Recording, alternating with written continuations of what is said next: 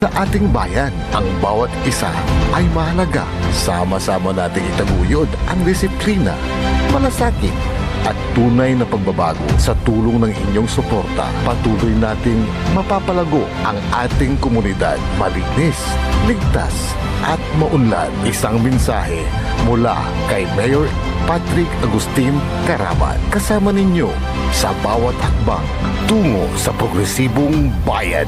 Alagang Caraman, Kalasyaw, para sa lahat. Popular sa balita, popular sa musika. Pangasinan Covwaves Network Corporation. Sa Pangasinan, we are the #1 pop music station. DWJE 88.1 FM Radyo Pangasinan. Paboritong ang kabataan at matatanda. Paboritong pakinggan sa bus, tricycle, jeep at mga opisina. Paborito mo, paborito ko, paborito natin lahat. DWJE 88.1 FM Radyo Pangasinan. #1 pop music station. Paborito. Ang susunod na programa ay rated GP. GP? Ano yun? Garantisadong pampaborito! Sa iprograman mangiter, nadalan at saray ay sa kiyan linawa. Tang opinyon, unong adliknaan na saray umbalay at saray issue. Yung makakapekto at bilay. Kawayangan, tan kanupugan na balang sinansakay. Lignaay babalay! Manangilaban at kanupugan, tan kawayangan at saray umbalay. Kapaborito, RJ Jimenez. Lignaay babalay! Narangalan, Lunes hanggang Biyernes, DWJE 88.1 FM Radyo Pangasinan. Lignaay babalay!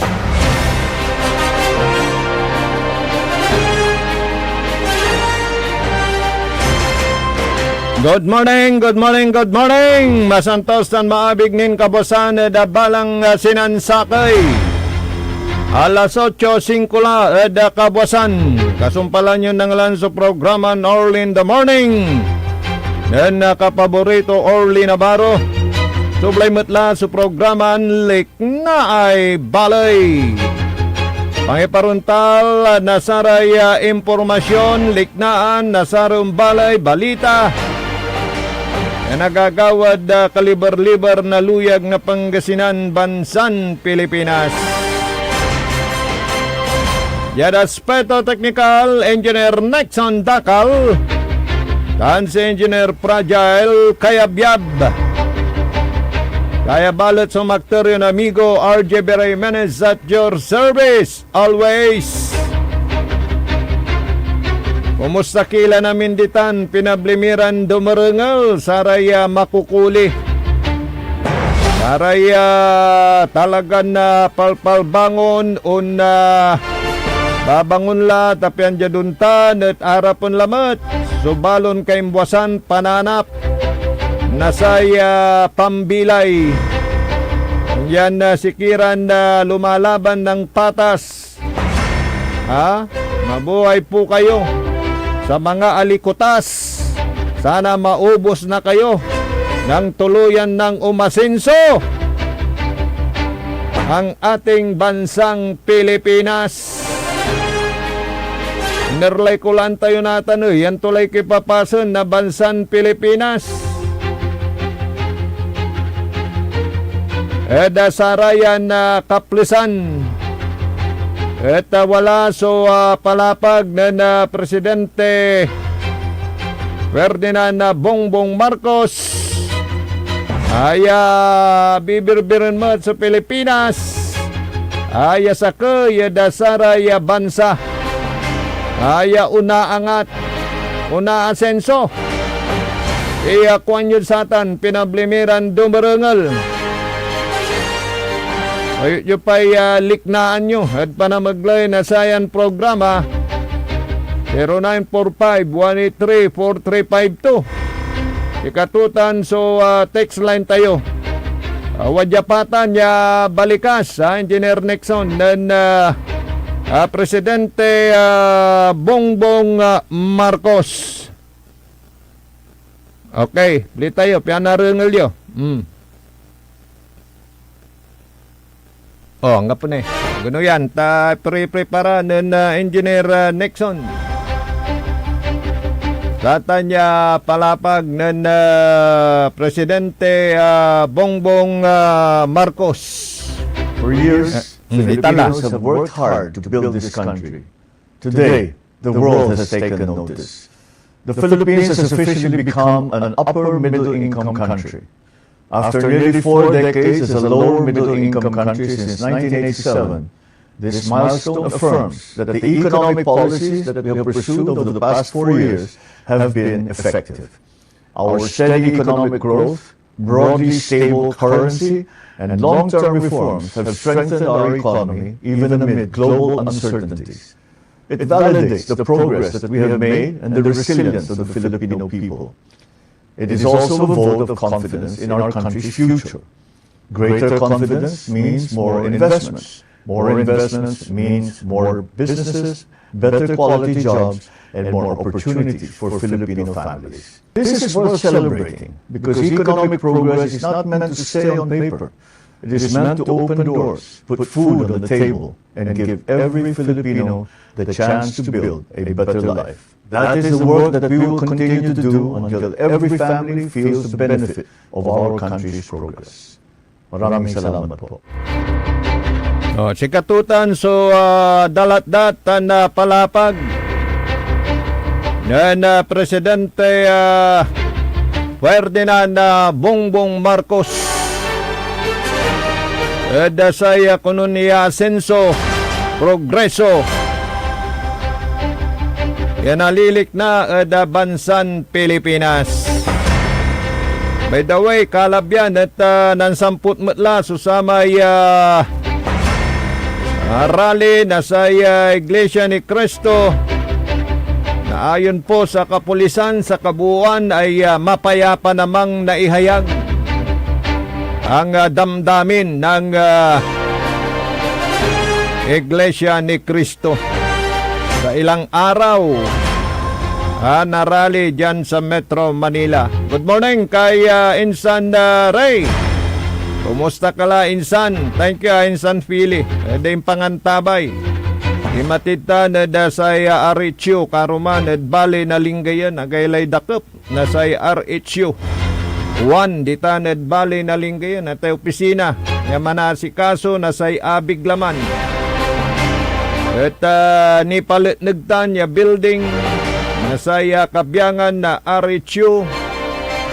At sa may panaon ng former Mayor Leopoldo Nalupa Batawil di Taned Balay na Lingayen. Kumusta kila? Former Mayor, kulanto lang kasi. Kumatlay balita tayo at si former Mayor Leopoldo Batawil. Karo manira na impormasyon na balita liknaan na saray umbalay. Kaya so liknaan niya arisibitimet. Nilira ada saya issue ada saya syudad na Dagupan. Ada saya piso net. Yayat wala sa ordinansa na saya syudad na Dagupan. Yasaya at ibawal pataputan iraya pisunet ada saya syudad na Dagupan. No simbangan mo at atang tanagagik sa bawat argumento tanaliknaan na saray umbalay at nyo dyan dapag na saya saray manag negosyo mo tanat form na sa may anapan business sa tatang tanagagik ay akin at ibawal yutan dapat at satan at i-regulate labat sa atan at pangmasa kwanda Nasaray customer tutan araman kalamurmet so ang gapoy dakil ya kwarta kanyan lantin piso net, di ba? Engineer Nixon, engineer Kayabyab, o di ba? Walay piso, makaunla kalantan, makapan research ka. Agmo saraglantes unla da sara may computer shop, sarag mo pamet. So man research da sara piso net, computer matan, di ba? Kaya lang lantimet, at saya argumento met na basil, at sa may safetyness, nasaraya ugugaw, lapod saya kaslakan niya, customer tutan, at saraman so wala da kalangwaran, tanda mainumay damat niya na access, iraramay nandurumaran na platform matatang tanagagik, ayan o maminsan walay maugas ya epekto at saray ugugaw. Ya si katuyamat susama parte na dalatdat na Mayor Belen Fernandez da samay makapasinagamat yung kagawa ala po da satay impluensya mat nasaray piso net da sa magawan state of the city address dunya at asing batutan natatang tanagagik so satay issue da piso net no akin at saya administrasyon dunya da panamaglay na sangguni ang panlunsod at nanggawa nasay ordinansa at pangiyakapot namin ya piso net at sa siyudad na Dagupan. Ginawa nilang parasan doon sa dalawang batang babae. Separate rape case po ng mga bata. Hindi po tayo papayag. Ganun nakasama natin ang isang ganyang panlunsod. At nagkaroon ng committee hearing ang isang ganyang panlunsod. Sabi ng DepEd, problema din nila dahil mga bata na hindi pumapasok ay nakikita sila sa piso net. Doon ho nakikita yung mga Roblox, doon din po yung mga Gorbox at marami pang iba. All the while, akala ko, yan ay research ng mga bata. Hindi pala nung ako'y nagpadala ng investigasyon na hindi nila alam. At ganun din ang clamor ng mga magulang. Sabi nila sa akin, Mayor, ituloy niyo yan. Sabi ko, bakit? Mayor, alas 2 ng umaga, hindi pa umuwi ang aming anak. Nakita namin, andun sa piso net.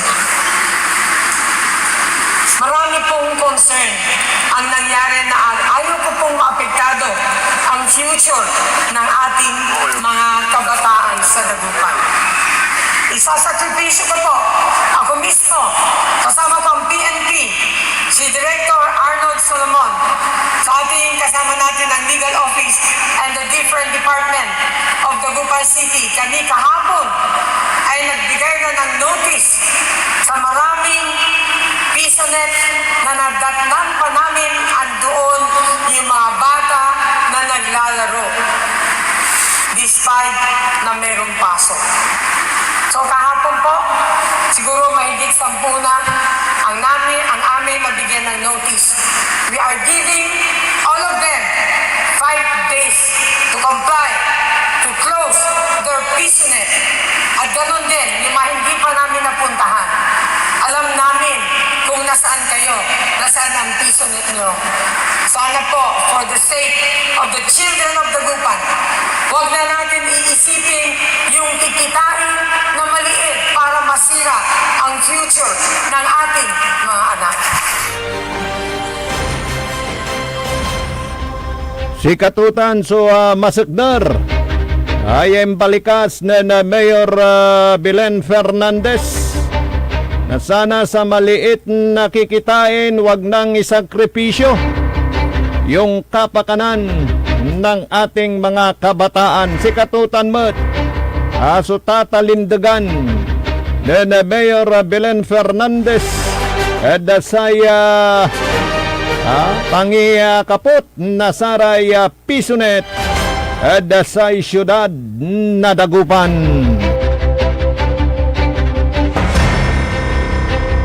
Good morning, saray dumarangol tita na Malimgas Public Market. Yada saya siyudad na Dagupan.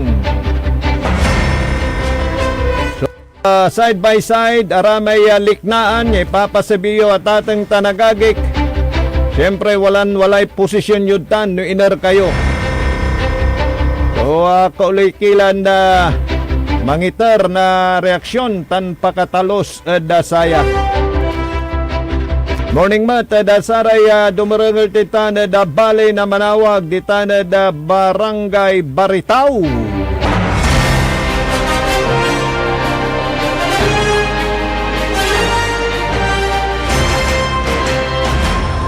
Sa ibang balita, masaya yung nakausap nating kabo sa STL dito sa Grand 88 Gaming Corporation. Siya nangungubra dahil outside Dagupan, iba rin yung sa lungsod ng Dagupan.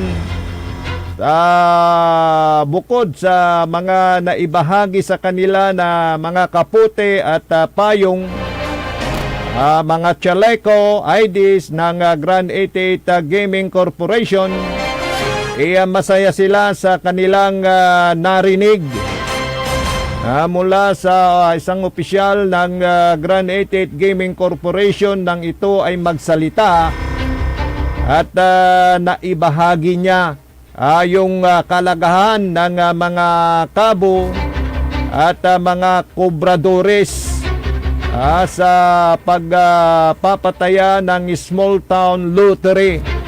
At sila ay binigyan ng halaga nung sabihing sila ay business partner ng Grand 88 Gaming Corporation. At dahil sila ay business partner ng Grand 88 Gaming Corporation, ibinibigay naman ng Grand 88 yung pagpapahalaga sa kanila. At syempre, mayroong mga pagmamahal na ibinibigay tuwing my birthday. Actually, may cake at may 500 pesos ang bawat kabot kobradores pag birthday nila. Munting halaga pero yan ay ikinatutuwa ng mga kabo at kobradores dahil nararamdaman nila ang pagpapahalaga ng Grand 88 Gaming Corporation sa kanila. Lalo na nung nagsalita ang isang opisyal ng Grand 88 at sinabing sila ay kasama, business partner nga ng naturang korporasyon. Kaya itong Grand 88 Gaming Corporation ay nakapagbibigay ng hanap buhay sa ating mga kababayan dahil ito nga ay legal. Kaya yung mga kabot at kobradores ng Grand 88 ay masayang masaya sa pagbibigay halaga sila ng naturang korporasyon. At buti nga ito at mayroon na nga daw itong legal na nagpapalaro, nag-operate ng STL dahil ito yung dahilan kung bakit na-eradicate, nawala yung nakasanayan na guerrilla type operation of weteng. Mayroon ng legal na nagpapataya, inalis na yung illegal, kaya yung mga kabo kobradores na dati pag may raid tumatakbo, nagtatago, ngayon ay hayagan na na nangungubra at ito'y isa ng ganap na hanap buhay.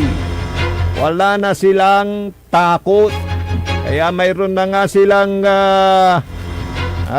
mga chaleco at ID kahit saang sulok ng bayan, kahit sa harapan man yan ng tindahan, sa harapan ng police station, ay hindi sila pwedeng hulihin dahil nga sila ay nasa legal na operasyon ng small town lottery. Yan.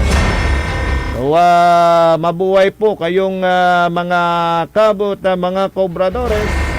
At syempre ang pamunuan ng Grand 88 Gaming Corporation sa pag-aaruga sa kanilang itinuturing na business partner.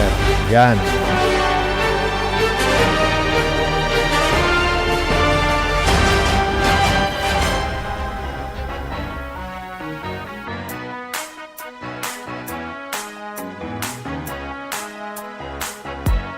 Sa Grand 88 Corporation ng swerte ay nandito.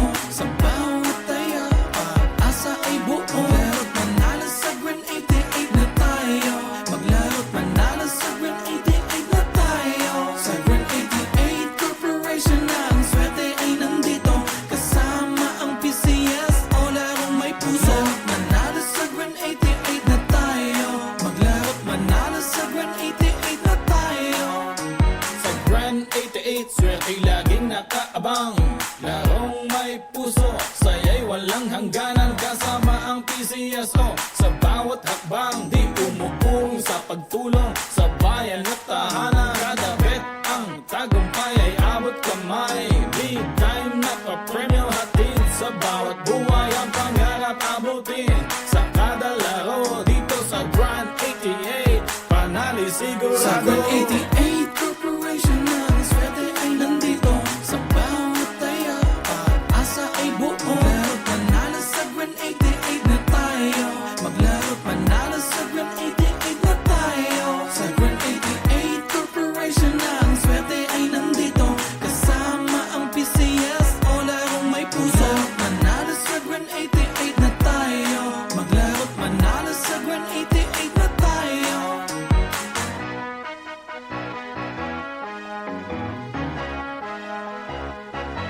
Okay, good morning kay Insan Mini dyan sa RHU. Thank you, Insan. At syempre kay Miss Cynthia at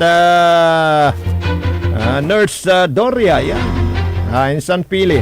Limutan ko yung pangalan nung isa. At syempre kay Dr. Manuel dyan sa RHU Lingayen, Pangasinan. Ang kapulay malami oras ay na programa tayo. Programa na likna ay balay. Yan aspeto technical, engineer Fragile, tan si engineer Nexon Dakal. Kaya balat sa magturin amigo RJ Beremenes at your service always talaran ng sublaya programan PEM. Paninilbihang agresibot matapat sa bayan ng Binmalay, bayan muna bago sarili. Dalabat DWGE 88.1 FM Radyo Pangasinan, paborito. Sa iprograman mangiter, nadalan at saray ay sa kialinawa. Tang opinyon, unong liknaan na saray umbali at saray issue. Yung makakapekto at bilay. Kawayangan, tan kanupugan na balang sinansakay. Liknaan!